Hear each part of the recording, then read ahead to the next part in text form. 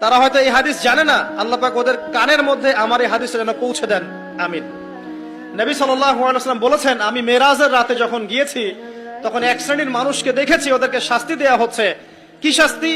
জাহান্নামীদের রক্ত এবং পুঁজ ওদেরকে খেতে দেয়া হচ্ছে। জিবরাইল আলাইহিস সালামকে জিজ্ঞাসা করা হলো যে এরা কারা?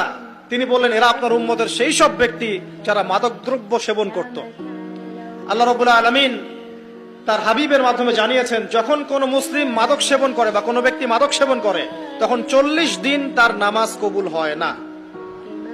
এরপর যদি সে তওবা করে তাহলে আল্লাহ পাক তার তওবা কবুল করবেন ইনশাআল্লাহ।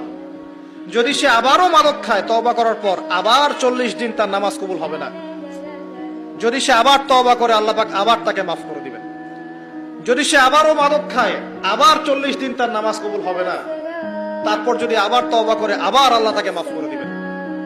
এরপরেও যদি সে আবার মাদক দ্রব্য সেবন করে, নবী সাল্লাল্লাহু আলাইহি ওয়াসাল্লাম বলছেন তাকে আল্লাহ রাব্বুল আলামিন পরকালে মৃত্যুর পরে তিনাতুল খাবাল পান করাবেন। তিনাতুল খাবাল।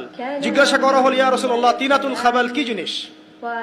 নবী সাল্লাল্লাহু আলাইহি ওয়াসাল্লাম উত্তর দিচ্ছেন, এটা হচ্ছে জাহান্নামীদের রক্ত, মাংস, এগুলো পুড়ে পচে যে রসটা বের হবে, এটা হচ্ছে তিনাতুল খাবাল।